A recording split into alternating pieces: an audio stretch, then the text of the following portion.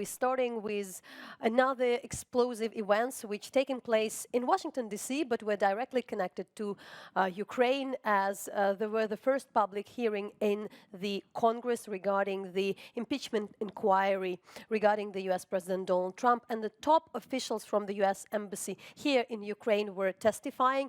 That was the former ambassador Yovanovich, and as well the current charge d'affaires Taylor, as well as the Deputy Assistant Secretary of State, George Kent. We have also the testimony from the embassy's employee, David Holmes. But in order to join the discussion, we have the great journalist and analyst here. That's my colleague, Brian Booner, chief editor of Kyiv Post, our great friend and the publication, so follow Kyiv Post to know more. Thank you for having me. And as well, Carrie Hipko-Oderman, who is political scientist and media observer. Thanks for having me. So I think many people from our audience had, if not watched the testimonies, not everybody had the time for all full 5 hours of one and the other. But what do you think are the most important things of this week? Well, this was a tremendous week, not a good week for sleeping, because if you're in Ukraine and things are happening on the Washington time, you're up all night and you're trying to wake up in the morning to see what's going on in America. But this was fantastic. First of all, from a PR point of view, this impeachment hearing is brilliant. They first had the private hearings, then they leaked the private statements, then they leaked the private testimonies, and then they come with public hearings, and so we can reach the whole public testimonies. So it's great. They're really educating the public for those who are paying attention to what's going on. But in the end, so far, nobody is breaking party ranks. So if you really want the prediction, if they stick to just his crimes related to Ukraine, probably he will be impeached in the House, but he will not be convicted in the Senate so far, and so he will stay in office. But I think that also, what do you think is, you know, you are both American journalists, but based here in Ukraine. But I think the audience outside of the country want also to know, you know, how that's seen from Ukraine. What do you observe? I'd like to know how it's seen from Ukraine, too, because I'm missing this a little bit in the media.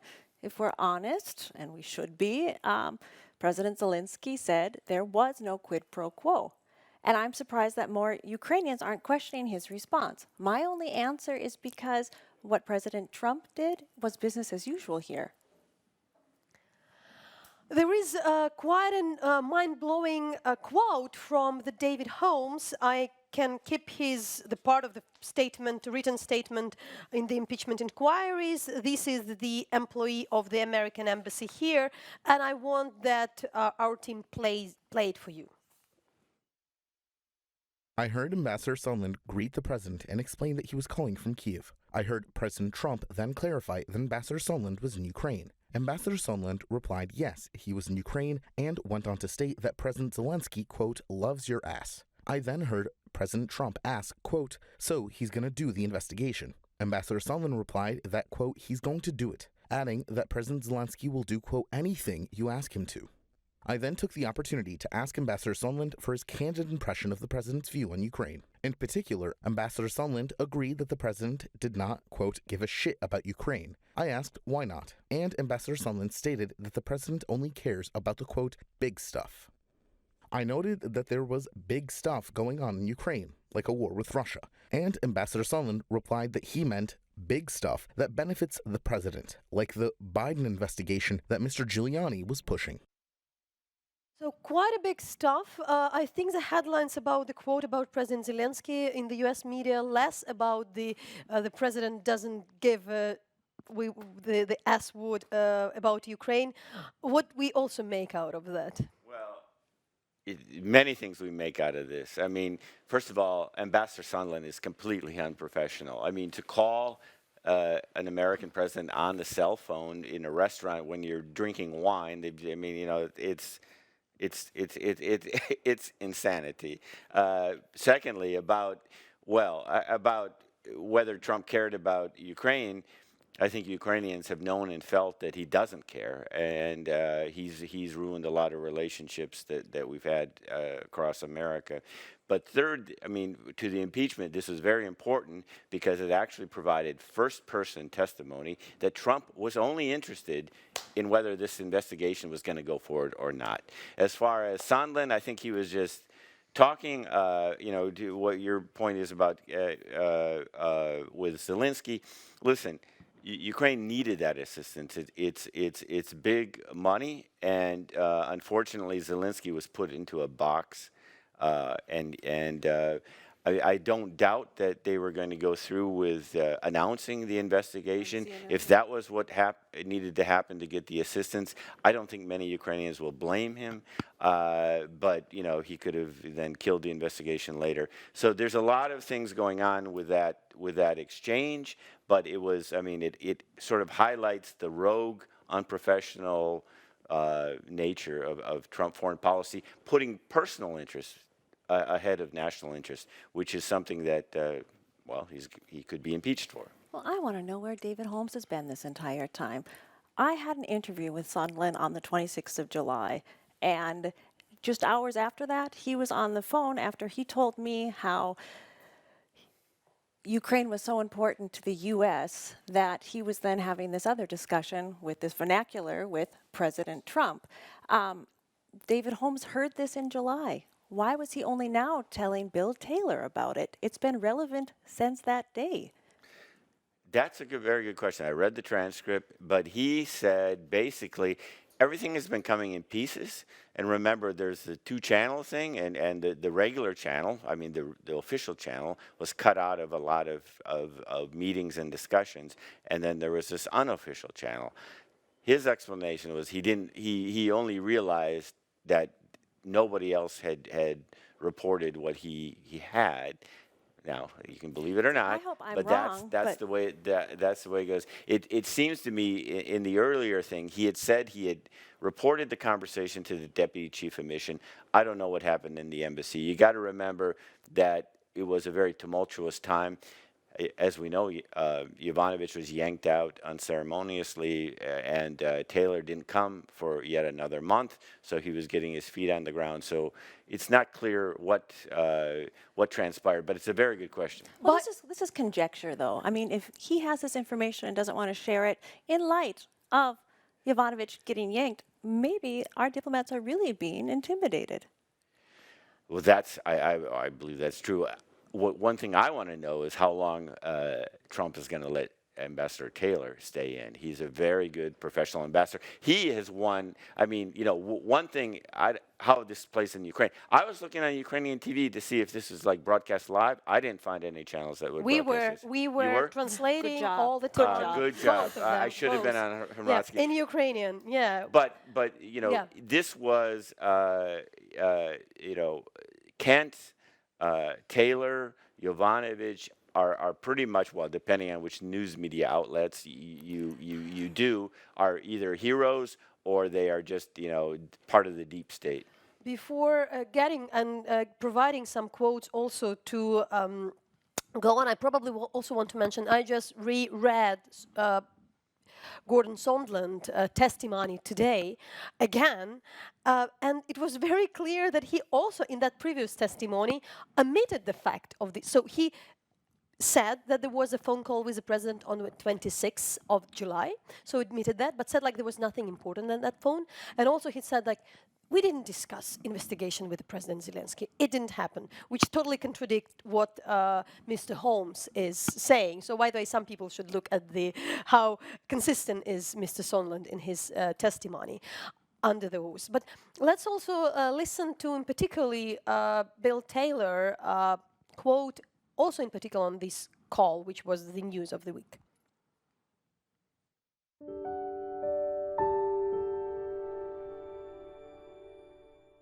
So your staff member over here is the president asking about the investigations, meaning Burisma and the Bidens in 2016.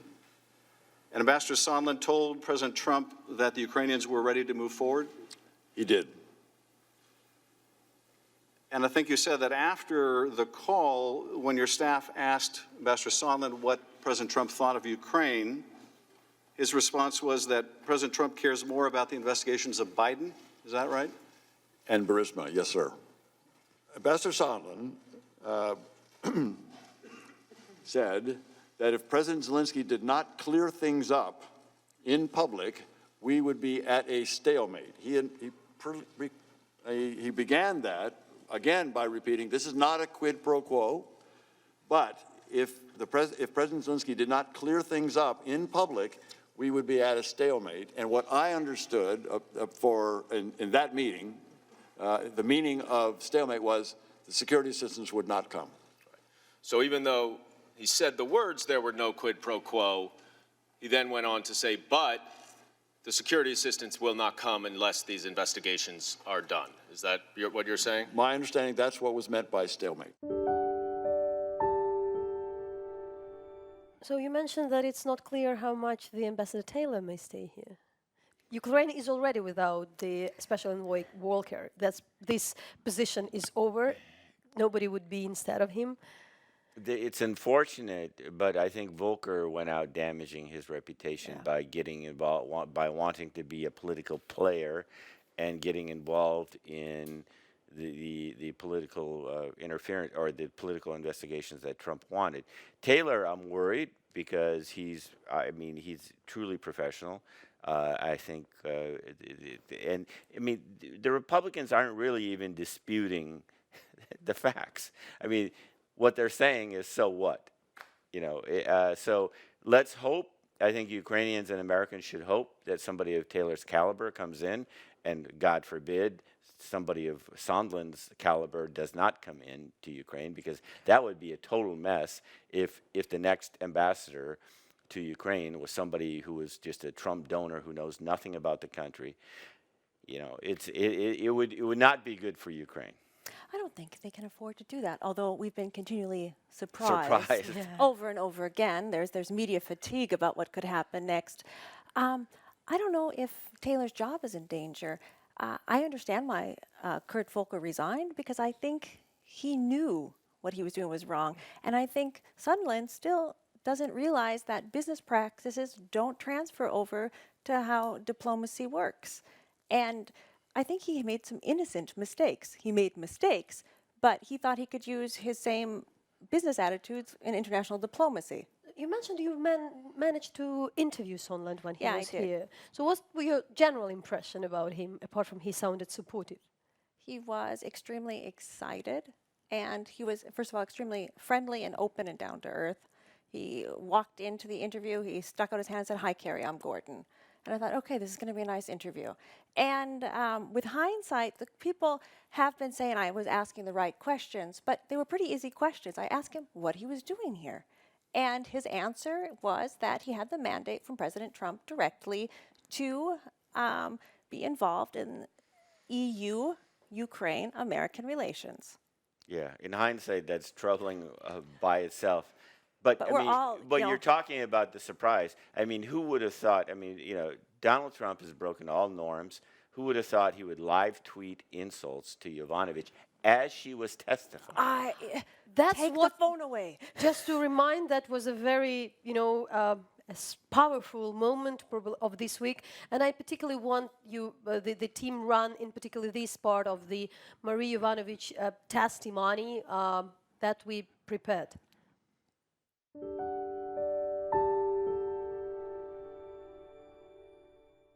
Unfortunately, as the past couple of months have underlined, not all Ukrainians embraced our anti-corruption work. Thus, perhaps it was not surprising that when our anti-corruption efforts got in the way of a desire for profit or power, Ukrainians who preferred to play by the old corrupt rules sought to remove me. What continues to amaze me is that they found Americans willing to partner with them, and working together, they apparently succeeded in orchestrating the removal of a US ambassador. How could our system fail like this? How is it that foreign corrupt interests could manipulate our government? Which country's interests are served when the very corrupt behavior we have been criticizing is allowed to prevail? Such conduct undermines the US, exposes our friends, and widens the playing field for autocrats like President Putin. Our leadership depends on the power of our example and the consistency of our purpose. Both have now been opened to question.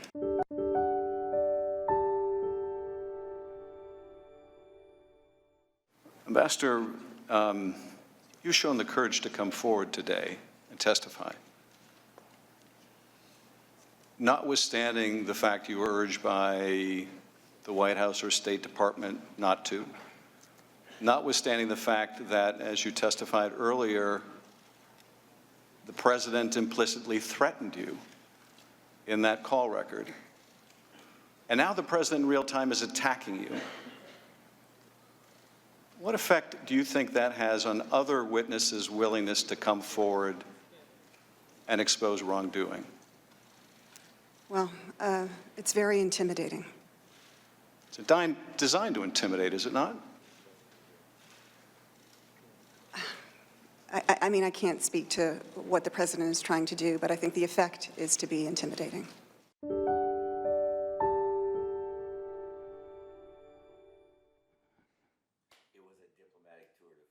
She knocked them. She slayed them. I mean, her calmness, her force, her reason, her logic, her facts were all on her side. This, and I think we've had the same feeling because I've seen you quoted, in that she was very professional, very publicity shy. She was not going to go off script. She didn't seek the public limelight, but she was doing her job. And this all goes back to, I mean, I think the climax was that March 5th famous speech she gave at Ukrainian Crisis Media Center, where she laid out all the problems facing Ukraine, and a lot of them related to Yuri Lutsenko, then the do-nothing prosecutor general, and that ramped up the smear campaign against her that had her, taking the next plane home in May. Find it like very also misogynic, this attack on Ambassador Yovanovitch. But yeah, also, what do you think? I mean, there was applause after her testimony in the Congress, I think which that was quite surprised unusual. a lot of people. First of all, she's a 3-time ambassador. She is tested. She knows what she's doing. And I'm not surprised for her performance. It was fabulous. But she did her job, and she does her job well. That's why it's so surprising that she can no longer do this I'm really job. worried about Ukraine now, though. I mean, we have a situation now where Zelensky has to beg. I mean, Ukraine is an important ally of the United States of America, and is fighting for democracy, not only for itself, but also for Europe and for America. And that's our policy. And they're not carrying out that policy. This is where the rogues got in and decided that they were going to wreck the store. Because while Zelensky has to beg to get into the Oval Office, Trump is meeting with Orban. He's meeting with Erdogan. He is, courting every dictator around the world. It's terrible. This is why, probably he won't be removed on Ukraine narrowly, because unfortunately, as we've seen also, not a lot of people know a lot about Ukraine in America. But that's why I heard this argument, that they should broaden it out. I mean, if he talks to Zelensky like this, what did he talk to? What was the conversation like with him and Putin, with him and this, the Saudi prince? I mean, it's with him and Erdogan. There's a lot here, and I don't know if America will get to it, but the institutions are at least trying to. We also, probably worth it to mention that also during the Ambassador Yovanovitch testimony, there was Yuri Lutsenko, former general prosecutor, whom she, on record, on the oath, said was corrupt and is corrupt. He also, let's say, intimidated, writing that she's lying. Nobody, I won't say nobody, but there is very, very little trust into Mr. Lutsenko here. So people would joke. I guess all the journalists went to his Facebook saying oh, good. So you started to comment on that. Can you respond on what you have done to this country with your meddling with Mr. Giuliani? But I also want us to to join to our discussion Michael Butsurkiv, who is a global affairs analyst and also who used to work in Ukraine here, but also commenting a lot on the American also media. Hi. Michael, hello. Can you hear us? Hello, everyone. Good to see you and hear you. So, Michael, stay with us online, and probably my question as well would be, how do you think Ukraine is looking at this at this moment? You are called by a lot of foreign media. We also sometimes asked by them, but a lot of Ukrainians here are concerned that, you know, Ukraine is looked like very corrupt, then this is a PR disaster for Ukraine as well. The Ukrainian president doesn't look good in it. What is your impression? Good to be with you. Well, with the exception of the Kiev Post, the coverage of this whole scandal has not reverberated very widely, I think, on Ukrainian media. And in fact, I've been in Ukraine for the past 2 weekends, and people do talk about it, but they're not obsessed with it, number one. Secondly, in terms of Ukraine's reputation, yeah, I think it's high time that the Zelensky administration lifted this cone of silence, or whatever you want to call it, and started fighting for Ukraine, for the things Ukraine believes in. Because I've been saying for the past few days and weeks, actually, that every time Donald Trump and his circle open their mouths about Ukraine, the word corruption comes up. Now, this can go on for a little bit, but it's gone on for far too long. When you think about the hard work done by agencies like Ukraine Invest to try and encourage, especially American investors, to come into Ukraine, they're probably now thinking, maybe I'll have second thoughts because Ukraine is a corrupt place, according to all these government officials. So my idea was this, I actually mentioned it in a recent CNN op-ed piece I wrote, is that perhaps the Ukrainian government, which, by the way, doesn't even have an ambassador in Washington at the moment, but maybe they can lobby for Zelensky to do what Prime Minister Netanyahu of Israel did, and that is to appear before a joint session of Congress and approach Pelosi, ask her for an invitation, because, you know, Bill Taylor, who I bumped into a couple of weeks ago, and all these guys keep on saying there's strong bipartisan support for Ukraine in Washington. If that is the case, let them invite Zelensky to Capitol Hill to give an address and talk about, really, number one, we do have corruption, we're fighting it, but don't call us corrupt. And then secondly, mentioning the importance of investing in Ukraine, but also thirdly, most importantly, about sticking with Ukraine in its fight with Russia. Because now that the Russians realize that Ukraine has no strong backer, benefactor, if you will, I think Ukraine is in a very vulnerable place. So very important for that type of support to be reiterated. Mike, please stay online with us. I want to hear also the guests in this studio, the Brian Bonner, chief editor from Kiev Post, and Kari Hipko-Ureman, the political scientist and media observer.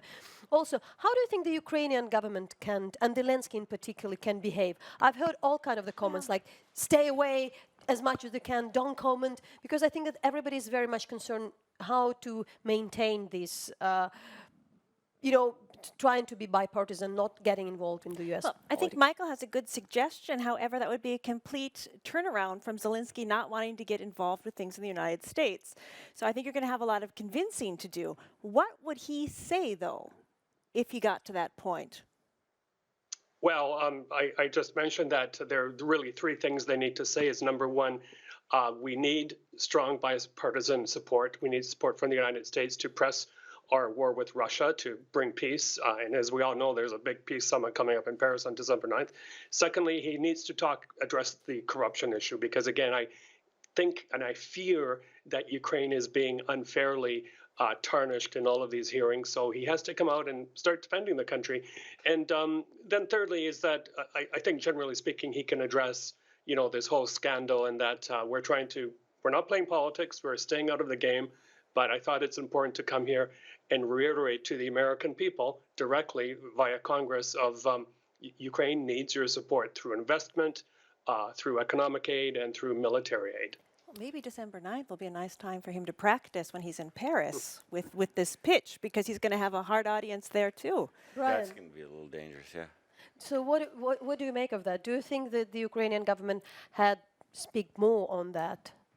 Well, I think there's a lot of things going on right now. I think that Zelensky, if we see the investigations that are being opened up, and especially in the last week in the banking sector, I think Zelensky and the Prosecutor General Hromadske are trying to show that that this is different. This is a different ballgame. They're taking action against corruption. Whereas, I mean, you're too kind to Lutsenko, little trust, no trust. No trust. He was a clown. 3 years, no prosecutions. He had to retract many of the allegations he made. He got in bed with Giuliani and Giuliani's associates. So he damaged the credibility with willing participants, which Yovanovitch talked about. But I mean, I think that I like Michael's suggestion. I mean, I think bipartisan support is still there, is still strong, and they can do Congress can do the end run around Trump. Yep. And invite him, to give the speech like Poroshenko did 3 years ago, I believe it was, in front of Congress. And then I think it's time for Zelensky to shine. But right now he's at this point where he's still relatively new. He needs to show results. And also being new, maybe my question would be, there was a second call transcript published on the election night. Of course, it was softer. By the way, the Alexander Widman, who was a director and the National Security Council, said from the beginning in the testimony that the first call was very nice compared to the second. But could really he behaves differently? And maybe I think what's missing, I also would be curious also to hear also from Mike and you shortly.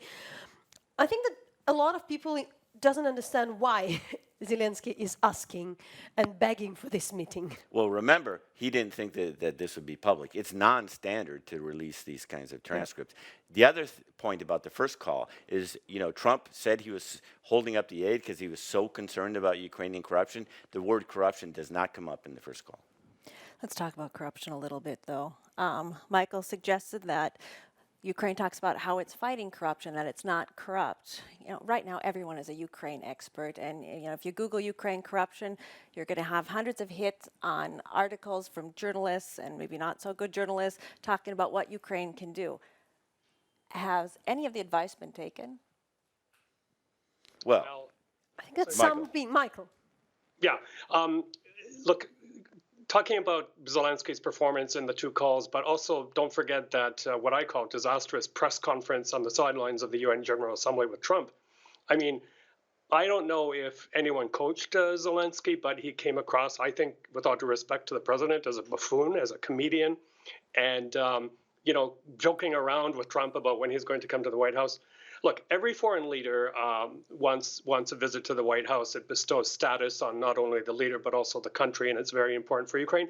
And I think it would also send an important signal to Vladimir Putin next door that, yes, we are tight with Ukraine, and we are here to stand by its side on all issues, economically, military, and so on. But I don't think he should fight for a White House visit at all costs, because Trump is reacting like a mafia boss. It's not easy to deal with someone with that manipulative as well. So there's a very important kind of strategy Ukraine has to follow. But the first step in all of this, I think, in terms of dealing with the U.S. is, for heaven's sake, appoint an ambassador already to Washington. I heard from my Ukrainian diplomatic sources that they actually did have a short list of candidates, but there was such internal disunity on who to pick that they scrapped it, and now they're back at step one. So the rumor on the streets right now is that Ukraine's permanent representative to the UN is going to be shifted down the road to Washington, down to I-95, and represent Ukraine for the time being. What I know that the foreign minister Pristaiko said that they are waiting for the confirmation, and for us it's also the question why it takes so long from the US State Department to confirm the Ukrainian, or from the American authorities to confirm the new ambassador. I think that unless the ambassador is confirmed, they won't really say who this person is, but of course this discussion is there. I want to ask another question, but probably Michael want to mention what was interesting for us when we discussed with the colleagues, that in fact that I think it looks like a hook, the fact that Zelensky had been invited, because that was added by the chief of staff. This sentence about invitation in the letter in the end of May was added by the chief of staff of President Trump office, not by the diplomats or National Security Council officials. At least that was also in the testimony of Alexander Vidman, that he didn't write that. Another question is, like, what do you think it's okay, and should the Ukrainian government and the prosecutor do with Burisma? Because in particularly, since it's everywhere in the press, it's clearly that there was a bribe to stop the investigations years ago. You can't really pretend that this is not there. And it's like a time to reopen the case, but as soon as it would be reopened, it would be considered that as if Zelensky had... It's a very touchy thing. But as we know, I mean, and George Kent testified that basically he was told by general prosecutor that it was closed for bribery. And he went in and said, how much? And the answer is $7 million. This is where the Republicans actually have the strongest argument, because the whole Hunter Biden thing, the whole Zlochevsky mess stinks to high heaven. It damaged Ukraine's credibility with international partners and law enforcement. It needs to be investigated, but it needs to be done in a strictly professional way. And we see, I mean, we all know with the oligarchic influence, and we see how much Burisma tried to buy influence. Kwasniewski, Hunter Biden, and legitimacy, giving $500,000 to the Atlantic Council. It's unfortunate, but I mean, people have got to. I'm glad all that came out, because it needs to come out. If people want to de-oligarchize, they have to stop taking oligarch money. Michael? Yeah, I agree with Brian. It was interesting in Yovanovitch's testimony that the point came up that she was actually coached by the State Department before she came to Kiev on how to answer questions about Burisma. So that tells me that there already was a kind of acknowledged sensitivity about that issue. But look, I think the best way for them to go forward is to fry the big fish. I know it's very sensitive, but Mr. Kolomoisky is back, as we all know, and there is a lot of concern at the IMF and other multilateral agencies about what exactly Zelensky is going to do with him. So if he can be bold and move forward and retrieve those stolen billions from Privatbank and the other banks, I mean, that would send just an amazing signal at this point that Ukraine is serious about fighting corruption, no matter who it is. No one's untouchable, no one's above the law, and go after these guys. Maybe he needs to do also internal house cleaning in the presidential administration. I mean, I saw that quite flattering interview with Pan Bogdan in the Kyiv Post, but I think from everything I'm hearing, it's a big source of the problem here as well. Okay, well, Michael said the K word. Yeah. I'm glad you read that interview. Secondly, about that interview, it was 60 minutes, and he complained 12 times about the Kyiv Post during that 60-minute interview. I also had the chance to interview Hromadske. And if you read between the lines, what he's saying is that he can prosecute anybody he wants. The political will is there, the capabilities aren't there. Yeah, but so this is, I mean, I read that to expect that you're going to hear investigations and prosecutions against second tier, but once you start going after the big boys, they have hundreds and hundreds of lawyers. They can jam the works of the state government. And you have to remember, from Hromadsko's point of view, you have 12,000 prosecutors. You don't know who's working for whom, who's working for the state, who's working for Kolomoisky, who's working for Akhmedov. This is what I meant, though, about what has he done. Michael said the K word. So many people are suggesting that Zelensky clean house in his own presidential administration for the optics. Nothing's happening. What do you mean by nothing happening? When there are rules about lustration and formats are changed to compensate for certain hiring procedures, it makes people on the outside question, is everyone equal or are some more equal?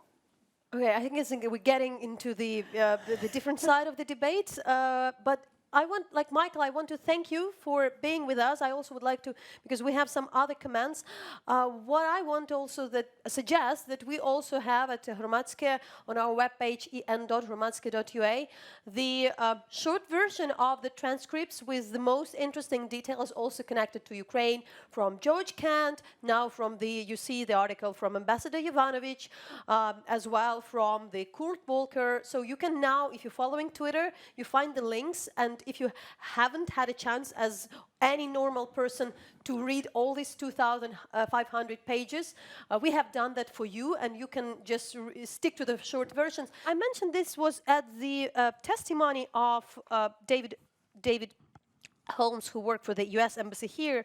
He's explaining that he, together with the Chargé Taylor, what he said, like, it became apparent that the energy sector reforms, commercial deals, and anti-corruption efforts on which we were making progress were not making a dent in terms of persuading the president in order to be engaged with Ukraine, which sounds kind of, pretty depressing, that it doesn't matter what the policy of Ukraine is currently. It doesn't really make much sense. We discuss about that a lot.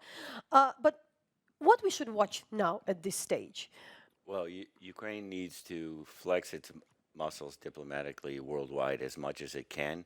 Trump doesn't rule America. He's not everything. So the bipartisan support in Congress is still there, and it needs to be kept. So Ukraine must not surrender its sovereignty in these upcoming peace negotiations, and it must count on European allies. It looks a little shaky now. It's the same thing. You've got to win the war, both wars, against Russia and against corruption at home. And so Zelensky needs to do that too. Yeah, there's this thing about flexing your muscles, though. I mean, if you go to a fight, who's going to jump in? And right now, Ukraine, they've got big friends in the Baltic, Poland sometimes. If he does a media offensive, what does he have to offer? Is he willing to test that? Let me ask you this. Would you change places with him? Because I wouldn't. Now I see the enormity of his challenges, but it's doable. Everything is not in black and white. As we've seen here, Ukraine is making progress on a number of fronts, but it needs to show results, because a lot of people have given up, especially after the disappointment of the Poroshenko years. So it's not going to be easy, but you have to go back to what the Ukrainian people want, and they were not going to surrender the Donbass or Crimea, and they are not going to surrender their ambitions to be a democratic, rule of law European state, and that is the strongest thing Ukraine has going for it. I haven't lived here long, but if there's one thing I think you can count on, it's the Ukrainian public, really. Right. And I probably also say that it's true that in Ukraine currently there are different topics. We would also follow it in our future shows. There were, the budget approved this week. There was $50 billion. There was the start of the land reform, which also discussed next week. Slow start on the next week. But as well, there was more or less a confirmation of the meeting between Zelensky and Putin in December. The Kremlin, though, didn't confirm the date of the 9th of December. However, it's going, and that's what is discussed here in Ukraine.